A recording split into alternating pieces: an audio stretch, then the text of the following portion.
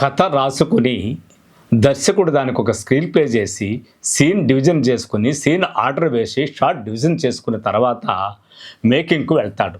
ఆ మేకింగ్కు వెళ్ళేటప్పుడు అతను సీన్ల యొక్క బలాన్ని ఎట్లా నిర్ణయించుకుంటాడు? ఎందుకంటే ప్రతి సీనుకు సీను సంబంధం లేకుండానూ ఉండాలి, ఆసక్తికరంగానూ ఉండాలి.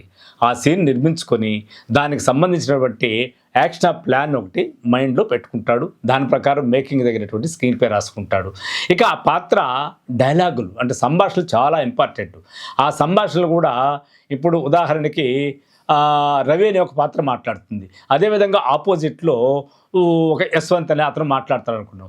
రవికి యశ్వంత్కి ఇద్దరికీ కలిసి మాట తీరు మాట్లాడేటప్పుడు రవి క్యారెక్టరైజేషన్ ఏమిటి, యశ్వంత్ క్యారెక్టరైజేషన్ ఏమిటి, ఇద్దరికీ ఒకే డైలాగ్ రాసుకుంటా పోతే ఫ్లాట్గా ఏమవుతుంది, కథను నడిపించడానికి ఉపయోగపడేటువంటిది కానీ ఆ క్యారెక్టర్లు ఎలివేట్ కాదు. కాబట్టి ఆ క్యారెక్టర్కు ఫస్ట్ పాత్రలు పరిచయం చేసినప్పుడు మనం వాళ్ళలో ఉండే బలం చూపిస్తాం, వాళ్ళలో ఉండే లోపం చూపిస్తాం, వాళ్ళ బ్యాక్గ్రౌండ్ చూపిస్తాం, వాళ్ళ కథలో కంటెంట్లో వాళ్ళు దేనికోసం ఉపయోగపడతారో చూపిస్తాం. కాబట్టి దానికి తగినటువంటి సంభాషణలు మన బలంగా చేకూర్చడం అనేది కథకు చాలా ఇంపార్టెంట్.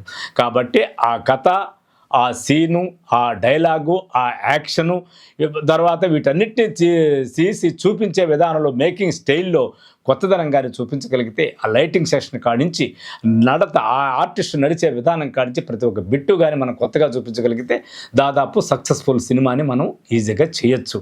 అందరూ సక్సెస్ఫుల్గా తీద్దాం అనుకుంటా కానీ ప్రాక్టికల్గా వెళ్ళేటప్పుడు ఎన్నో సమస్యలు వస్తాయి. ఆ సమస్యలు బ్యాలెన్స్ చేసి చేయగలిగిన వాడే దర్శకుడు.